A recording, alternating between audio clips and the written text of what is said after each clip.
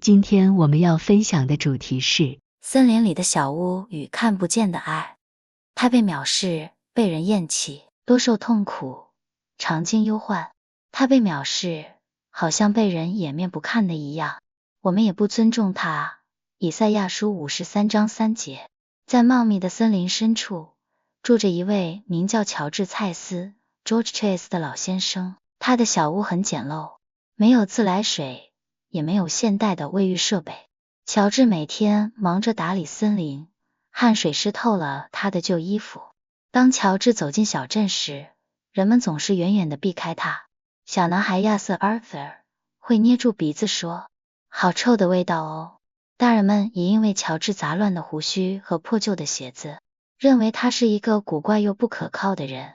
1938年的秋天，一场可怕的大飓风突然袭击了小镇，强风吹倒了电线杆，大雨淹没了道路。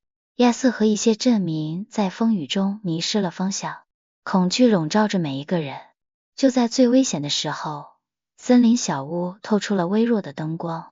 乔治用力推开摇晃的木门，顶着狂风对着外面大喊：“快进来，这里很安全。”他不顾危险，伸出强而有力的手，将一个个受灾者接进屋内。乔治分享了他仅有的前净水、珍贵的牛奶，还煮了一大锅热腾腾的姜茶。那天晚上，这座简陋的小屋救了包括亚瑟在内的11个人。亚瑟握着温暖的杯子，发现乔治的眼睛里闪烁着慈祥的光芒。风暴过后，镇民们对乔治彻底改观了。他们发现，虽然乔治的外表不亮眼，但他却拥有一颗比谁都金贵的心。亚瑟明白了，我们不应该只看一个人的外表，因为真正的美好往往藏在内心深处。相同的故事也发生在圣经中，这让我们想起很久以前的一位救主耶稣。先知曾这样形容他：他无家型美容，我们看见他的时候也无美貌，使我们羡慕他。他来到世上时，并没有华丽的外表或权势。圣经说，耶稣被藐视，被人厌弃，多受痛苦，常经忧患。他虽然是上帝的儿子，却选择了最卑微的样子，为的是要亲近我们，为我们承担忧虑。他诚然担当我们的忧患，背负我们的痛苦。如果亚瑟当初因为乔治的气味而拒绝进入小屋，他就会错过得救的机会。同样的，如果我们只因为耶稣平凡的外表或他受苦的模样就藐视、否认他，那将是生命中最可悲的事。他的爱隐藏在他为我们舍命的伤痕里。今天的故事是否触动了您？是否正在对您说话？亲爱的朋友，请记得乔治的小屋，更要记得耶稣的爱。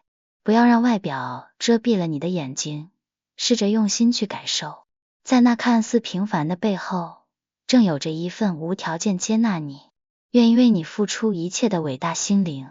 让我们一起祷告。天父，帮助我们更要记得耶稣的爱，不要让外表遮蔽了我们的眼睛，试着用心去感受这世界。祷告奉耶稣基督的名，阿们。我们一起来阅读今天的经文。以赛亚书53章1到6节。我们所传的有谁信呢？耶和华的膀臂向谁显露呢？他在耶和华面前生长如嫩芽，像根出于前地。